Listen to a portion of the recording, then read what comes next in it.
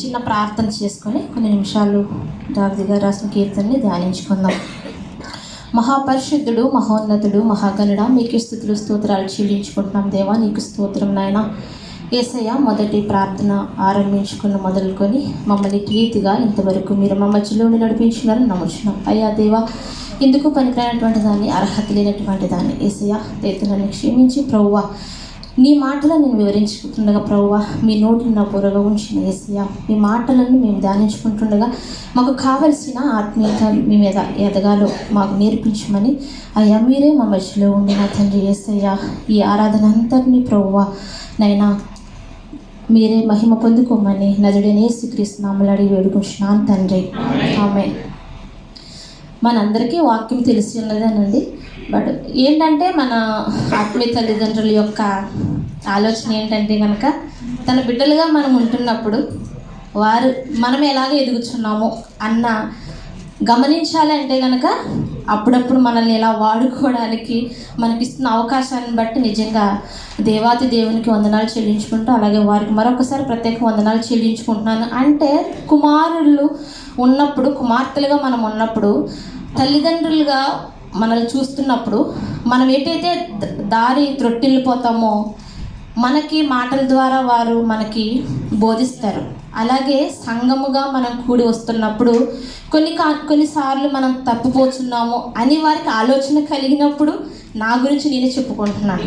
ఇలాంటి వాక్యాన్ని మనకిచ్చి బలపరచడానికి, మనము బలపడడానికి, మన మాటల ద్వారా ఇతరులు బలపరచడానికి వారు ఇచ్చిన అవకాశాన్ని బట్టి వందనాలు చెల్లించుకుంటున్నాను. ఎందుకంటే మన అమ్మగారు, అమ్మ మీరు దేవుడు ప్రేరేపించారు, నాకు మీరు వాక్యం చెప్పాలి అన్నప్పుడు నేను అన్నాను, అమ్మా నేనా అన్నాను. వాక్యం చదివిన తర్వాత ఫస్ట్ ఆఫ్ ఆల్ నాకే యోగ్యత లేదు.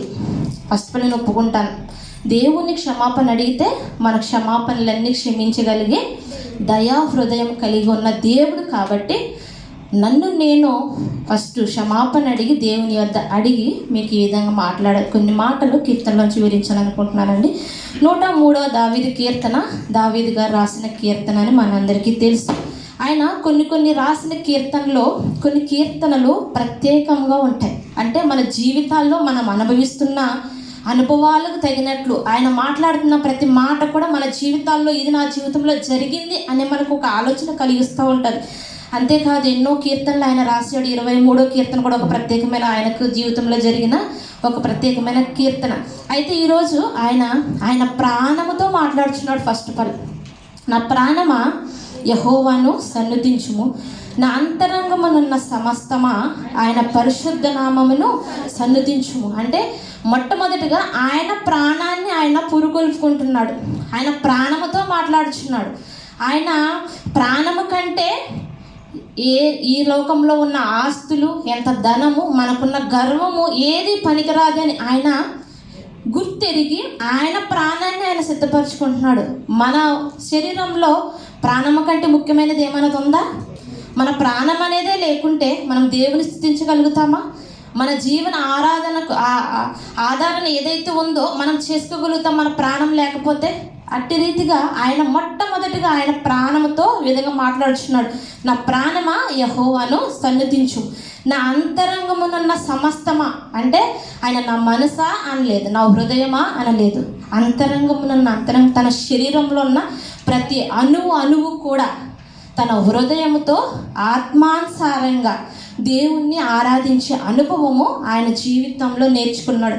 అట్టి అనుభవం మనము కూడా ఈ వాక్యాలు చూసి నేర్చుకోవాలని మన ఎదుట ఈ వాక్యాలు దేవుడు రాసి ఉన్నాడు. అయితే 2వ అధ్యాయం, నా ప్రాణమా యెహోవాను సన్నిధించు, ఆయన చేసిన ఉపకారములు దేనిని మరువకము. దావీదు భక్తుడంట తన జీవితంలో జరిగిన ప్రతి కార్యము ఆయన ప్రతిరోజు తన దేవుని సన్నిధానంలో ఒక్కొక్కటిగా లెక్క పెట్టుకొని ఆయనకు ఉపకారం, కృతజ్ఞతాస్తుతులు చెల్లించే వ్యక్తిగా దావీదు భక్తుడు ఇక్కడ ఉన్నాడు. మన గురించి ఆలోచిస్తే మనకు చేసిన మేలులు మనకు ఎన్ని గుర్తుండొచ్చు? మనకు అసలు గుర్తే ఉండవు. ఒక్కొక్కసారి మనం చేసే తప్పుల వల్ల, మనం చేసే నిర్లక్ష్యం వల్ల మన జీవితాల్లో జరగాల్సిన కార్యములు జరగకపోతే గనక దేవుని నిందించేస్తూ ఉంటాం. కానీ మన జీవితంలో కార్యం జరగాలంటే మనం ఎట్టి రీతిగా ఆయన్ను మనము మన ఆత్మతో ఆత్మానుసారంగా మనం ఆరాధిస్తున్నామా, మనం ఆయన నమ్మామా, ఆయనకు తగినట్టు మనం నడుచుకుంటున్నామా అన్నది మనం ఆలోచన చేసుకో. నేను అనుకుంటాను, నేను ఒక రూమ్లో ఒక ఫోటో పెట్టుకుంటాను, నాకు ఏదైనా బాధ వచ్చిందంటే ఎంత నిందించేస్తానంటాను, నవ్వుతావు, బాగా నవ్వు దేవుడా, నా వైపు చూసి బాగా నవ్వు. నేను ఏడుస్తుంటే ఆయన నిందిస్తూ ఉంటాను అప్పుడప్పుడు, ఇంతకుముందు తెలియనప్పుడు. తర్వాత నేనే అనుకునేదాన్ని, అయినా నేను చేసిన తప్పులు పొరపాట్లు నువ్వేమన్నా నాకు చేయమన్నావా అని నేను ఒక చిరునవ్వుతో నన్ను క్షమించు దేవుడా అంటే ఒక 1/2 అవర్ 1 అవర్లో నా హృదయం అంతా నాకు ఒకలాంటి నెమ్మది శాంతిని కలిగజేస్తాడు. నిజంగా చాలా అపోహలో మనం బ్రతుకుతూ ఉంటాం, కానీ ఈ దేవుని వాక్యం చదివితే గనక మనము ఎంత కూడా ఆయనకి సరిపోము. ఆయన మన పైన జాలి చూపించుకుంటే, ఆయన ప్రేమ మన మీద లేకుంటే గనక. అందుకని మనం చేసిన ఉపకారములు ప్రతి దినము మనకు అనుకూలం ఉంటే గన ప్రార్థనలో, దేవా నన్ను ఈ రకంగా నువ్వు నిలబెట్టావు, ఈ దుబాయ్లో నేను ఉన్నానంటే కేవలం నీ కృప, నా కుటుంబాన్ని పోషించుకుంటానంటే అది కేవలం నీ దయ అయ్యా అని మనము కృతజ్ఞత పూర్వులుగా ఆయన దగ్గర మనం ప్రార్థన చేస్తే ఆయన ఆశీర్వాదాలు మనం పొందుకునే వారం ఉంటామంట. అంతేకాదంట, ఆయన దోషములన్నిటినీ క్షమించేవాడంట. ఒక్కొక్క దోషం మనం ఆయన మన దోషాలు లెక్కిస్తే కనుక అసలు 0 పాయింట్లు కూడా మనం ఉన్నాం ఆయన దగ్గర, గుర్తు కూడా ఉన్నాం ఆయనకి మనం. హల్లెలూయా. కానీ మన దేవుడట మన దోషాలని క్షమించే దేవుడు. అలా క్షమిస్తున్నాడని ప్రతిసారి మన దోషం చేసుకుంటూ ఆయన్ని మనము అక్కడ వాళ్ళు సిలువ త్యాగమైనప్పుడు ఆయన ముళ్ళుతో గుచ్చుతున్నారు కదా, మనం ప్రతిరోజు గుచ్చినట్లే ఆయనకి. అయినా కానీ మన బాధనంతా ఆయన, మన భారమనంతా మోసి మనకు క్షమించే దేవుడిగా ఉన్నాడంట. అంతేకాదు, నీ సంకటములన్నిటినీ కుదుర్చువాడు. సంకటములంటే మన వ్యాధులను, మన సమస్యలను, మన ఇబ్బందులను, ఏదొచ్చినా సరే ఆయన భయభక్తులు కలిగి మనం ప్రార్థిస్తే గనక ప్రతిదీ కూడా మన యొద్ద నుండి తొలగించేవాడు. మనకు ప్రతి ఒక్కరికి రోగాలు వస్తాయి, రావని కాదు, కానీ కొద్ది రోజులు మాత్రమే ఆయన మనల్ని పరీక్షలు చేస్తాడు. మనము ఆ రోగం వచ్చినప్పుడు మనము డాక్టర్ దగ్గరికి వెళ్తాం, కానీ డాక్టర్లో కూడా ఆయన ఉండి మనకు వైద్యం చేయించినట్లుగా మనము ఆలోచన చేయాలి. అది కూడా మనకు ఒక ఉపకారమే, అది కూడా ఒక కార్యమని మనము గ్రహించాలి. అంతేకాదు, సమాధిలో నుండి నీ ప్రాణము విమోచించుచున్నాడు, కరుణా కటాక్షములను నీకు కిరీటముగా ఉంచుచున్నాడు. సమాధిలోకి ఎంతోమంది ఈ రోజు ఉన్నోళ్ళు రేపు సమాధిలోకి వెళ్ళిపోతున్నారు, కానీ అట్టి రీతిలో మనల్ని ఉంచుకోకుండా ఆయన ప్రతిరోజు మనము స్తుతించే వాళ్ళుగా మనల్ని ధన్యులుగా చేసి ఉన్నారు. సమాధిలో ఉన్న వాళ్ళు స్తుతిస్తారా దేవుణ్ణి? సజీవులే కదా దేవుని స్తుతిస్తారు. కాబట్టి మన సజీవులుగా ఉన్నప్పుడే మన పొరపాట్లు మనం తెలుసుకొని ఆయన స్తుతించే వారిలాగా ఉండాలని ఈయన దావీదు గారి ద్వారా మనం తెలుసుకోవచ్చు. ఇంకొక ప్రాణంతో ఇంకొక వ్యక్తి కూడా మాట్లాడి ఉన్నాడు లోక సువార్తలో. ఇప్పుడు రిఫరెన్స్ తీయక్కర్లేదు, కానీ ఆయన ఒక ధనవంతుడు, నా ప్రాణమా తినుము తాగుము సుఖించుము, ఆయన గర్వంతో, ఆయన స్వయశక్తితో ఆయన నేను సంపాదించుకున్నాను అన్న ఒక గర్వంతో ఆయన ప్రాణంతో ఆయన మాట్లాడుకున్నాడు. కానీ ఏమయ్యారు? చనిపోయారు. ఆ రోజు రాత్రి చనిపోతే మనకి ఇంకా మన ప్రాణం లేకుంటే మనం ఆస్తి ఎంతున్నా ఏమనం అనుభవిస్తాము. కాబట్టి దేవుడు మనకి ఇక్కడ ఒక భక్తిహీనత కలిగిన ధనవంతుణ్ణి మనకు చూపిస్తున్నాడు. భక్తితో ఎలాగో ఆయన యందు భయభక్తులు కలిగి జీవిస్తే ఎలాగో మన జీవితాన్ని మనము పొరుగొల్పుకుంటాం అన్న విధానాన్ని దావీదు భక్తుడి ద్వారా మనకు చూపిస్తున్నాడు. అయితే 1 నుంచి 5వ వచనం వరకు దావీదు గురించి తను ప్రాణముతో మాట్లాడుకుంటున్నాడు. 5వ వచనం, పక్షిరాజు యవనం వలె నీ యవనము క్రొత్తదగుతున్నట్లు మేలుతో నీ హృదయమును తృప్తిపరుచున్నాను. ప్రతి దినము ఏదో ఒక మేలుతో మన హృదయాన్ని దేవుడు తృప్తిపరుస్తూ ఉంటాడు, కానీ అది మనము గమనించుకోలేము, గ్రహించుకోలేము, మనకు కనిపించదు ఆయన చేసే మేలు. పక్షి గురించి మనకందరికీ తెలుసు కదా. ఆ పక్షిరాజు యవనాన్ని ఎలా పోజేసుకుంటుంది? 40 సంవత్సరాలు చనిపోవలసిన పక్షి అది ఒక కొండ మీదకి వెళ్ళి 40 దినములు ఉపవాసముతో నిరీక్షణ చేసి తన రెక్కలను తన హాని చేసుకొని మొత్తం పాతదున్న ఆ ఈకలు మొత్తం అన్నీ కూడా తన బాధ కలిగినా సరే అన్నీ దులిపేసుకొని ఒక కొత్తగా మళ్ళీ పక్షి తన జీవనాన్ని తను పోషించుకుంటుంది, తన సంవత్సరంలో తను పొడిగించుకుంటుంది. ఆ తర్వాత 30 సంవత్సరాలు జీవించినట్లుగా మనం చూస్తున్నాం. అట్టి విధముగా మనకు 40 రోజులు మనకు ఉపవాసం చేయమని లేదు దేవుడు, మనకు ప్రతిరోజు కూడా మనకు నూతన పరుస్తున్నాడు. కానీ మనం గ్రహించుకోలేక దేవుణ్ణి బాధ పెడుచున్నామని మనకి ఈ మాటలు తెలియజేస్తున్నాడు. అంతేకాదంట దావీదు గారు తన ప్రాణంతో మాట్లాడిన విధమే కాదు, ప్రతి ఒక్కరు కూడా 20వ వచనం చూసుకుంటే, యెహోవా దూతలారా ఆయన ఆజ్ఞలకు లోబడి ఆయన వాక్యం నెరవేర్చు బలసూరులారా ఆయన సన్నతించుడి, యెహోవా సైన్యములారా ఆయన చిత్తము నెరవేర్చు, ఆయన పరిచారకులారా మీరందరూ ఆయనను స్తుతించుడి, యెహోవా ఏలుచుండు స్థలమన్నిటిలో నిన్ను ఆయన సర్వ కార్యములారా ఆయన స్తుతించుడి, నా ప్రాణమా యెహోవాను స్తుతించుడి. అంటే ఆయన ఒక్కడే ఆయన ప్రాణాంతా పొరుగొలుపుకోలేదు. దేవదూతలతో సహా, బలసూరులతో సహా, సైన్యములతో సహా, ఇక్కడ వేలబడుచున్న ప్రతి సమస్తంతో సహా దేవుణ్ణి స్తుతించాలి, ఆయన ఆరాధించాలని మనకి దావీదు భక్తుడు చెప్తున్నాడు. అంతేకాదు 6వ వచనం నుంచి 19వ వచనం వరకు సంఘముతో మాట్లాడుతున్నాడు. సంఘం అనగా మన జీవితాల్లో ఎలా జరుగుతున్నదో ఆయన మనతో మాట్లాడే కొన్ని మాటలు నేను తీసి ముగించేస్తాను. యెహోవా నీతి క్రియలను జరిగించు, బాధించు వారందరికీ న్యాయము తీర్చును.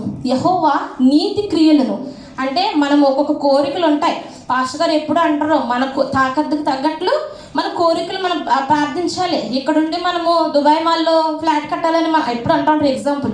అలాంటి కోరిక కొంటే మనకు అవి జరగవు. మనకున్న తాకత్తులో మనం చేసే పనిలోనే అది నీతిగా ఉండాలి. దేవా నేను ఒక గృహం నిర్మించుకోవాలి, దానికి సహాయం చేయి, అది ఒక నీతి అయిన కార్యం. ఆ గృహం కూడా ఒక 12-13 అంతస్తులు కట్టాలని కాదు, మన తాహత్తుకు తగ్గట్టు, మన జీవితానికి తగ్గట్టు, మనకు తగ్గట్టు ఒక నీతి అనేది మనము ఆయన దగ్గర ప్రార్థన చేస్తే కనుక మనకు తగిన ప్రతిఫలము ఆయన దయచేసేవాడు ఉన్నాడు. కానీ బాధించేవాడు మాత్రమే కాదు, ఉన్న దాంట్లో తృప్తిపరిచేవాడుగా ఆయన మనకు ఉన్నాడు.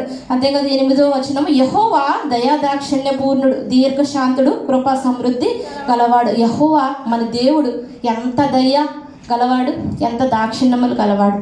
మనకి ఎదుటి వాళ్ళకి ఏదన్నా ప్రాబ్లం వస్తే ఒక నెల ఇక్కడున్న పరిస్థితులను బట్టి 1 మంత్ నేను మా సిస్టర్ ఫ్రెండే స్వప్న, ఒక మంత్ నాకు ఇబ్బంది ఉంది, నాకు రెంట్ కట్టంటే బాగా చెప్పి నేను కడతానా, ఇంత దయ మనకు ఉండదు. కానీ మన దేవుడు ఎంత దయ ఉంటే మనం ఈ రకంగా జీవిస్తున్నాం అన్నది నాకు కరెక్ట్గా ప్రతి వచనం చదివినప్పుడు అనిపించింది. అమ్మగారు నన్ను బలి ఇరికించారండి, నేను ఎదుటి వాళ్ళకి చెప్పడం ఎందుకో కానీ నాకు నేనే చాలా పాటించుకోవాలి అని నేను సిగ్గు తెచ్చుకున్నాను. నిజం చెప్తున్నాను. హల్లెలూయా. నాకు అనిపించింది ఇదేనేమో దారి త్రప్పుతున్న గొర్రెని ఇలాగా మళ్ళించడం అంటే నేనేదో మళ్ళీ ఏ పాపాలు చేస్తానో మీరు లిస్ట్ అలా నా గురించి ఆలోచించొద్దండి. ఎగ్జాంపుల్ చెప్తున్నా, నా గురించి నేను చెప్తున్నా, నా గురించి ఆలోచించొద్దండి. దేవుడు వాక్యం నాకు అనిపించింది అలాగా. అయితే ఇంకా ముందుకెళ్తే కనుక ఆయన ఎల్లప్పుడూ వాద్యమాడువాడు కాదు, ఆయన నిత్యము కోపగించేవాడు కూడా కాదంట. మన పాపం అంట ఒకసారి దేవుడు క్షమిస్తే ఆయన వీపు వెనక వేసుకొని తర్వాత మర్చిపోతాడంట. కానీ మనం అదే పాపం చేస్తూనే ఉంటాం. ఓపుకున్నంత వరకు ఆయన మన వైపు చూస్తూ ఉంటాడు.